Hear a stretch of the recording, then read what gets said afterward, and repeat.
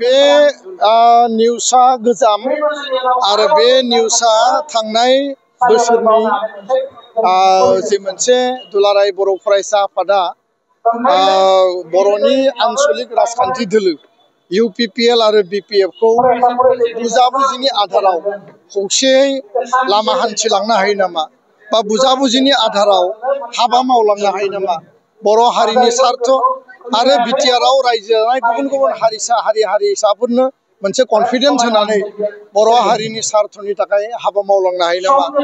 बे मोनसे जोंनि आपिलमोन 2024 नि आरो बे गोजाम निउसखौ DYT 65 बेखौ दामफिननानै होदों दा नैबे समाव दुलाराय बर' फरायसा आफादनियाव UPPL आरो BPF खौ खौसे खालामनायनि जेबो एजेन्डा गैथ'वा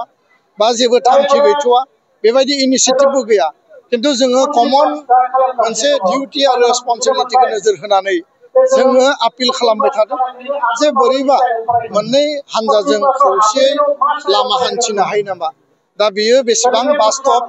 बेयो बेसेबां प्रेक्टिकेल जाहैगोन ना जाहैया बे मोननै दोलोनि बिबानगिरि दैदेनगिरि नेतृत्वआसो बिनि जि जाफुंसारनाय बा बेनि लामाखौ बिथांमोनासो थिक खालामगोन दा बेखायनो बे रिसेन्टलि जि निउस मोनसे ओंखारदों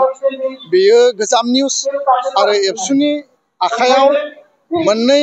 राजखान्थि दोलो आनसलिक राजखान्थि दोलो UPPL आरो BPF खौ खौसे खालामनायनि दिनैनि तारिखाव जेबो बेबायदि एजेन्डा आरो जेबो गोदान डिसिसन गैया बे बाथ्राखौ आं फोरमायबाय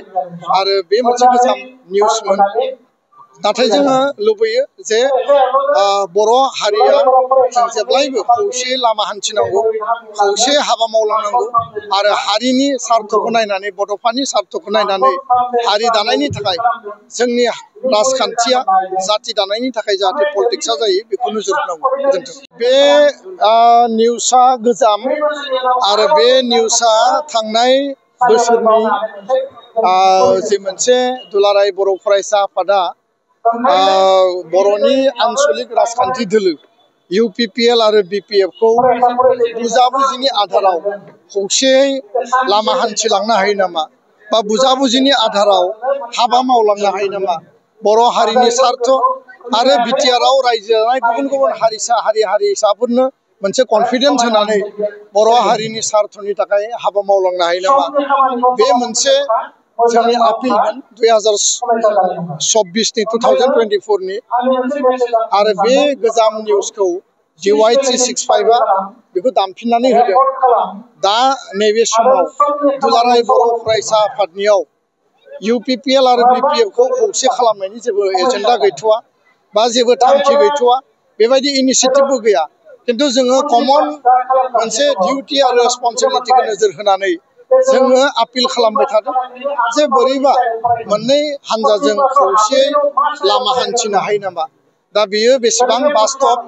बेयो बेसेबां प्रेक्टिकेल जाहैगोन ना जाहैया बे मोननै दोलोनि बिबानगिरि दैदेनगिरि नेतृत्वआसो बिनि जि जाफुंसारनाय बा बेनि लामाखौ बिथांमोनासो थिक खालामगोन दा बेखायनो बे रिसेन्टलि जि निउस मोनसे ओंखारदों बेयो गोजाम निउस आरो एबसुनि आखायाव मोननै राजखान्थि दोलो आनसलिक राजखान्थि दोलो UPPL आरो BPF खौ खौसे खालामनायनि दिनैनि तारिखाव जेबो बेबायदि एजेन्डा आरो जेबो गोदान डिसिसन गैया बे बाथ्राखौ आं फोरमायबाय आरो बे मोनसे गोजाम निउसमोन नाथाय जोङो लुबैयो जे बर' हारिया जों जेब्लायबो खौसेयै लामा हान्थिनांगौ खौसे हाबा मावलांनांगौ आरो हारिनि स्वार्थखौ नायनानै बड'फानि स्वार्थखौ नायनानै हारि दानायनि थाखाय जोंनि राजखान्थिया जाति दानायनि थाखाय जाहाथे पलिटिक्सआ जायो बेखौ नोजोर होनांगौ गोजोन्थों এটা ভাল ঘোষণা বঙাইগাঁও মেডিটেক এলাইট হেলথ ইনষ্টিটিউটৰ 2025 আৰু 26 বছৰৰ DMLT laboratory technician X-ray and imaging technician ECG technician pharmacy assistant dental hygienist emergency technician আৰু নাৰ্ছিং কেয়াৰ এসিস্টেন্ট কোৰ্সৰ নাম ভৰ্তি কৰাটো এতিয়া চলি আছে নাম ভৰ্তি কৰা বিষয়ৰ বাবে জানিবলৈ ব্যক্তিসকলে 9395558676 নম্বৰত যোগাযোগ কৰিব পাৰিব मोनसे गोजोनथाव फोसावथाय बङाइगाव मेडिटेक एलाइड हेल्थ इनस्टिट्यूटआव इंराजि बोसोर 2025-26 मायथाइनि थाखाय DMLT laboratory technician X-ray and imaging technician ECG technician pharmacy assistant dental hygienist emergency technician आरो नार्सिं केयार एसिस्टेंट कर्सनि मुं थिसननाया सोलिगासिनो दङ।